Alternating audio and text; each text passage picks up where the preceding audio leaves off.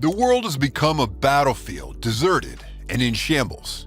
Warriors in metallic suits battle each other for survival, and in the midst of their battle, lots of civilians lose their lives in the crossfire. Life in this world is brutal and hard. The law of the jungle is master here.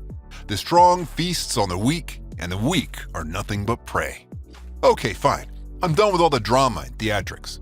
All the things I talked about earlier are actually an online game called Btooom that sold over 3 million copies worldwide, and our main guy, Sakamoto, is one of the top 10 players worldwide in this game, and the top team in Japan, even though he carries all his teammates. But still, this guy is just like any average teen out there. Jobless, lifeless, maidenless, and as pathetic as they come. His only solace in life is the fact that he's a high-ranking player in Btooom, and the fact that he's even virtually married to a player in-game. Let's just hope it's not a fat guy with chips and Coke all over his shirt. Anyway, one minute he was on his computer queuing in for a game. The second he wakes up with a parachute tied to his waist in some weird jungle. He takes off the parachute, tumbling into the ground. Disoriented and having no idea where he is, rummages through the bags on him. The first one he checks seemed like a convenience store bag, and it had some snacks and a bottle of tea, something to keep him going in case things get worse. He also freaked out by the fact that a gem was embedded into his left arm. Terrified by the insects surrounding him, he makes a run for the coast, where he remains until nightfall. He then checks the second bag and finds 8 cube-shaped items inside of it. He pulls one and presses the button only for a countdown to begin. Sakamoto felt uneasy as the numbers went down and threw away the cube, causing a powerful explosion as the timer reached 0. A silhouette of a person appears from a distance, attracted by the explosion that took place. Sakamoto then is elated with the fact that he isn't the only one on that island. He tries to communicate and ask him where he is, only for the answer to be in the shape of crackers, bombs that explode on impact with the object. He then realized that he's really is now stuck in a real-life game of Btooom.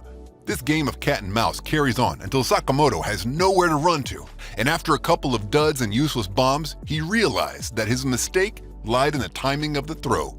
He then rose out of his hiding and proceeded to execute one of his 200 IQ Btooom plays.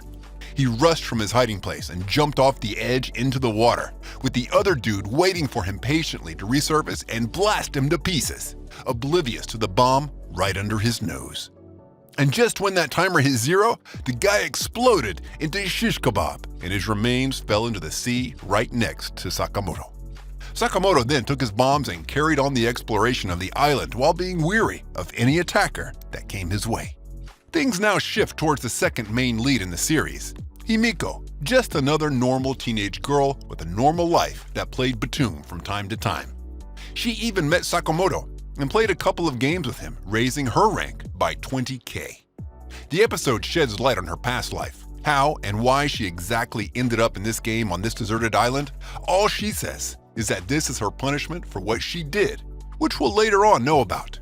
While sleeping on the beach, she wakes up and finds herself surrounded by 3 other men, a judo teacher, a fat teen, and a shady guy that reeks with killer intent.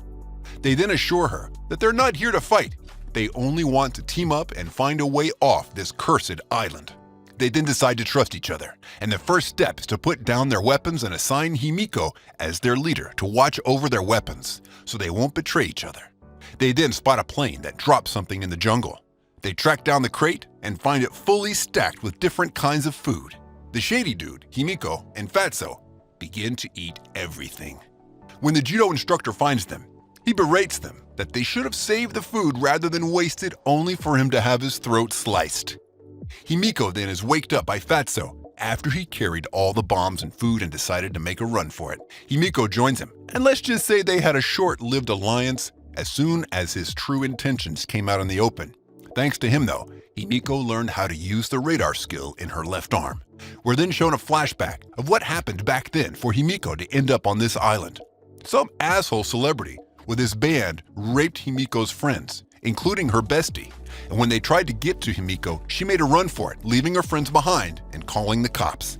However, even though they were saved, the damage had already been done, and she lost all her friends in the process. And as punishment, they sent her off to die on this island. After things fall apart between her and Fatso, she escapes from him after tasing him. However, thanks to the radar function, there's nowhere she can hide from him. He finds her, takes her clothes off, and attempts to rape her. She accepts that as part of her punishment and decides to blow herself up along with him, rather than being violated by him. But once he saw the bomb, he made a run for it, and she tossed it at him, killing him in the process.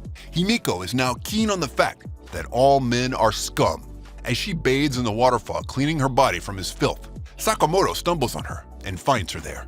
Himiko, without saying a word, gets her stuff and makes a run for it away from Sakamoto. He attempts to follow her, just to understand where he is and see if she would share him some food. He then uses the radar and tracks down a close-by yet faint signal. Once he approaches it, he finds a middle-aged man that begs him not to kill him, stating that dying in this game, like that, isn't the way he wanted it to happen. Sakamoto then requests that Taira-san tells him exactly what all of this is, since he can't remember anything. Taira-san then begins to explain that him, along with many others, were also approached by men in dark suits, like what happened to Sakamoto. Next thing they knew, they were on a cargo plane with lots of people and armed guards on board. The screen in front of them then lit up and a guy wearing a baseball cap started talking without a care in the world, as if he's the announcer in the Olympic Games. This enigmatic fellow then proceeds to explain to them the rules of the game Btooom, and that each and every one of them has a bag with 8 bombs in it, each with a different type and usage. The goal of the game is to remove the radar crystal in the hands of the contestants and collect 8 of them to get off the island. So, along with each person's crystal, they'll be needing 7 others. The only way to remove the crystal is if the heart of the contestant stopped, and there's no other way whatsoever. So obviously the crowd begins a panic. Out of that panic came out Sakamoto and challenged the guy on the screen, stating that their lives isn't a game for him to play with. Thanks to his rebellious act, he was tased in the head, and that's what caused him to lose his memories.